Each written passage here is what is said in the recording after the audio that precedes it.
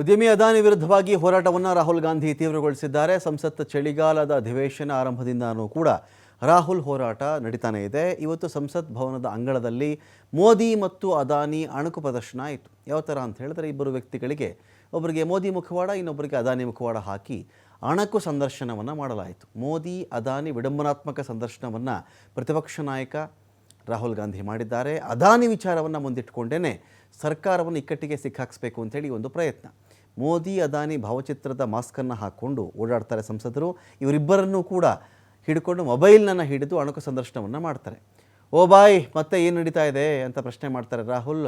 ನಾನು ಏನೇ ಹೇಳಿದರೂ ಇವರು ಮಾಡ್ತಾನೆ ಅಂತ ಮೋದಿ ಪಾತ್ರಧಾರಿಯ ಹೆಗಲ ಮೇಲೆ ಕೈ ಹಾಕ್ತಾರೆ. ನಾನು ಏನೇ ಹೇಳಲಿ ಇವರೆಲ್ಲ ಮಾಡಿಕೊಡ್ತಾರೆ ನನಗೆ ಅಂತ ಅವ್ರು ಹೇಳಿದಂತೆ. ಪೋರ್ಟ್ ಬೇಕಾ, ಏರ್ಪೋರ್ಟ್ ಬೇಕಾ, ಅದು ಏನೇ ಆದರೂ ಸರಿಯೇ ಅಂತ ಅದಾನಿ ಪಾತ್ರಧಾರಿ ಹೇಳ್ತಾರೆ, ಇಲ್ಲಿ ಮುಖವಾಡಧಾರಿ. ಹಾಗಾದರೆ ಮುಂದೆ ಏನು ಕೇಳಬೇಕು ಅಂದ್ಕೊಂಡಿದ್ದೀರಾ ಅಂತ ರಾಹುಲ್ ಕೇಳಿದ್ರೆ, ಅದು ಸಂಜೆ ನಮ್ಮ ಭಾಯ್ ಜೊತೆ ಮೀಟಿಂಗ್ ಇದೆ, ಅಲ್ಲಿ ಡಿಸೈಡ್ ಮಾಡ್ತೀನಿ ಅಂಥೇಳಿ ಅದಾನಿ ಪಾತ್ರಧಾರಿ ಮಾತನಾಡ್ತಾರೆ. ಮೋದಿ ಯಾಕೆ ಬಹಳ ಸಪ್ಪು ಕಾಣಿಸ್ತಾ ಇದ್ದಾರಲ್ಲ ಅಂತ ಕೇಳಿದ್ರೆ, ಅಯ್ಯೋ ಅವ್ರು ಬಹಳ ಟೆನ್ಷನ್ ಆಗಿಬಿಟ್ಟಿದ್ದಾರೆ ಅಂಥೇಳಿ ಅದಾನಿ ಪಾತ್ರಧಾರಿ ಮುಖವಾಡಧಾರಿ ಮಾತಾಡ್ತಾರೆ. अच्छा, मेरे लिए करता है। आप क्या क्या बोल रहे हो? मैं कुछ भी चाहता हूँ। क्या चाहते हो आप? कुछ भी पोर्ट चाहिए, एयरपोर्ट चाहिए, कुछ भी। अगला आप क्या लेने की कोशिश कर रहे हो? वो उसके लिए अभी हमारा मीटिंग अभी शाम को है, करके आज डिसाइड कर देंगे कि मीन्स हमारे लिए मैं जो भी करता हूँ, ये बाय होने तक मेरे लिए कोई तकलीफ नहीं है। पार्लियामेंट छोड़ देने भैया, वो देखते हैं। आपके रिश्ते के बारे में थोड़ा बताइए भाई। हम दोनों का एक ही है।